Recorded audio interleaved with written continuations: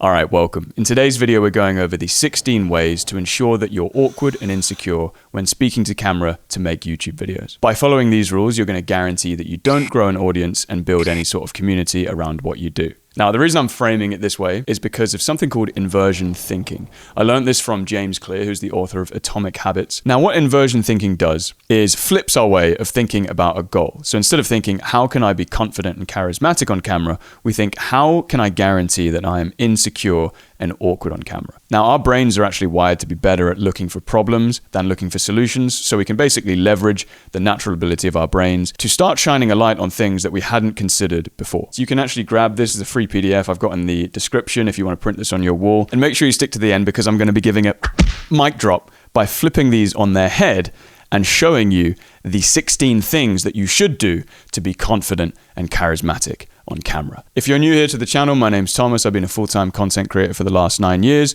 traveling around the world, documenting my adventures, and now living here in London and running a 6-figure online education and content creation business. So let's get into this. Number 1 is to dwell on the things that we are insecure about before we record the video.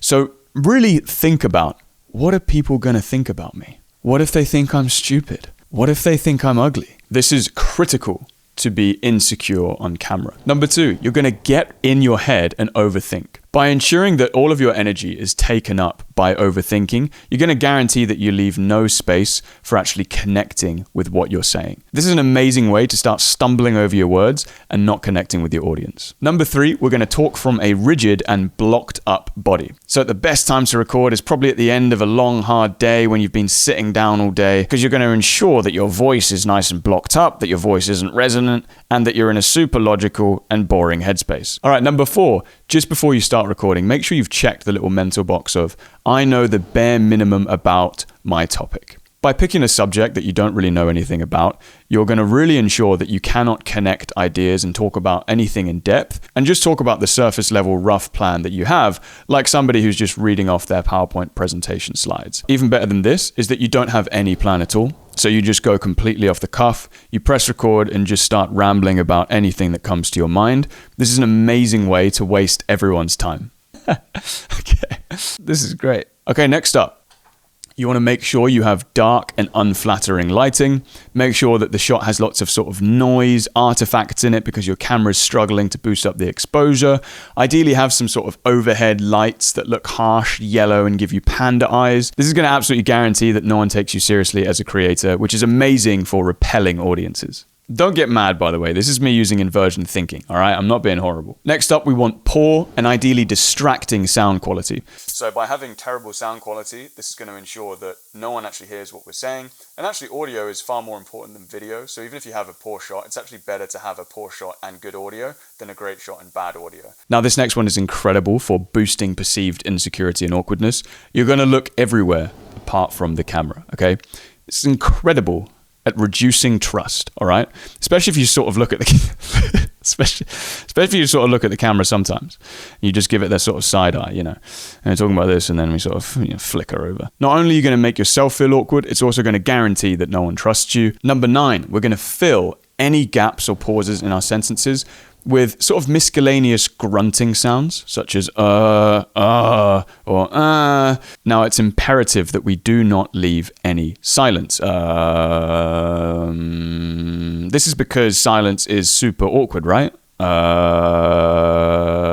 Number 10 is that we're never going to show our hands and make sure that they are either moving a lot out of screen, so we've got this sort of wiggly shoulder effect, or that they're not moving at all, so we look stiff like a robot. This is not only an incredible way of boosting awkwardness, it will also massively reduce our ability to expressively communicate our points. It's also a great way of keeping your audience guessing what you're actually doing down there with your hands. Like right now, I was cleaning my phone screen. Number 11, this one's absolutely critical for boring your audience, is keeping your voice at the same pitch the whole time and never varying the pitch of your voice. See, I'm speaking at the same rhythm and saying the same things I'd normally be saying, but think about how much more boring this is if I don't vary my pitch at all. The other option you have here is to just keep on following the same intonation pattern over and over again. Number 12 is to be constantly thinking about what you're going to say in 2 to 3 sentences time. This is a fantastic way to guarantee you mess up on the current sentence because your mind is elsewhere. Number 13 is to be closed and guarded.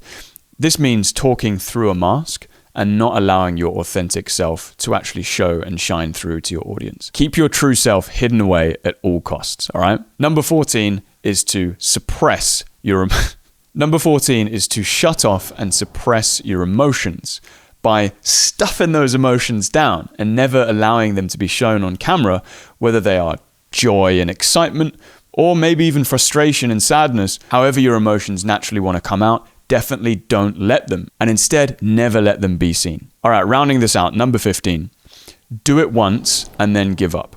So once you've stopped press record and you've had a terrible time talking to camera, really embody a stagnant mindset and decide that because you weren't very good at this, you can never get better, and that is who you are on camera.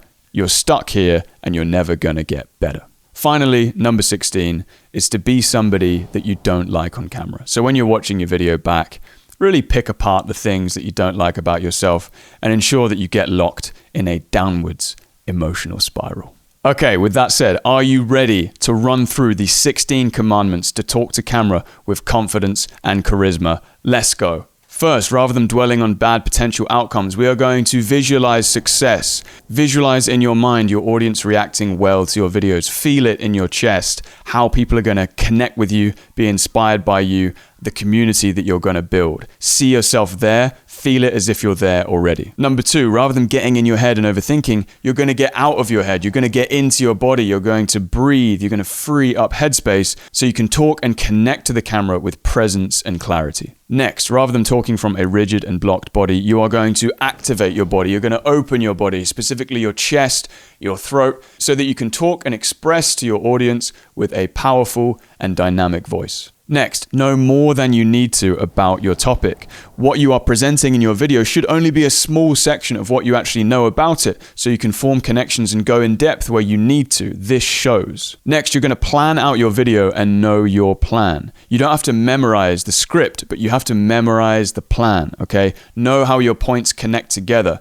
Know where your video is going. Lighting and framing. Just have a bright, soft light on your face. Whether this is a window or a softbox light, make sure your shot looks presentable. Have clear audio. Doesn't mean you have to use a fancy mic like this. Make sure you just have some kind of microphone, especially if you're in an echoey room. Just get the sound up to the basic listenable level. Have good eye contact with the camera. Rule of thumb that I love to use is 70%. So it doesn't mean you have to stare down the lens like a psychopath, but instead, you can gather your thoughts, think over here, and come back. Come back to resting your eyes on the camera rather than staring down the lens. Leave space when you need to. Pause when you need to. Silence is not awkward. You do not have to fill every single space with a grunting sound. Where you can, keep your hands expressive and in frame. Even in a shot like this, I don't have my hands in frame the whole time, but I make sure I show them when I make key points and express myself. Next, rather than talking from a monotonous voice, we are going to vary up our vocal inflection. Now, this doesn't mean that we need to just wave around our voice in a random way, that we're just trying to keep it engaging. We want to do it with a connection to our self-expression. So if we feel like going up, we can go up. And if we want to make a point and connect with our point on the way down, we can also do that expressively and connected to our emotion. Instead of constantly thinking whilst you're talking, give yourself space, give yourself presence. Be connected with the words that you are saying. In fact, you don't really even need to think about anything. If you know your plan, you can focus on every single word that comes out of your mouth rather than trying to think about the next thing you're saying. Instead of being closed and guarded, be willing to be vulnerable. Be willing to be open. It's scary sometimes to let our authentic selves out on camera, but it's something that we gotta do and gotta get better at. Show who you actually are. Make sure that you're aware that when this mask or presenter person starts creeping in again, come back to your authentic self. Be sure that you connect to your emotions, connect to your excitement, connect to your joy, connect with your fear, connect with whatever is going on emotionally, and allow this to show on camera. This is what captivates an audience and builds a connection. Instead of doing it once and giving up, start a process. Make this into a habit, a thing that you do. Try and do it every day if you really want to work on this. Record a video for 5 to 10 minutes, practicing these 16 commandments. Embody a growth mindset and know that you, like anyone, can get better at talking to camera. Finally, use this as a process to practice self-acceptance and self-compassion. When you're watching your videos back, practice the habit of looking for stuff that you like in yourself.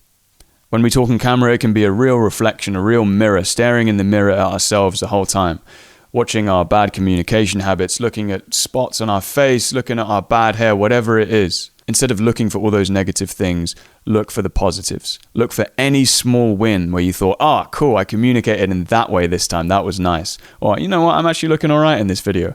Look for those small wins, practice self-acceptance and self-compassion.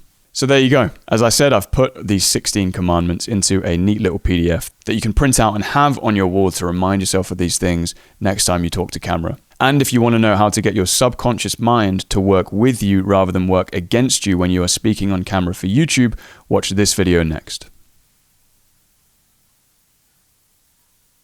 I am waiting.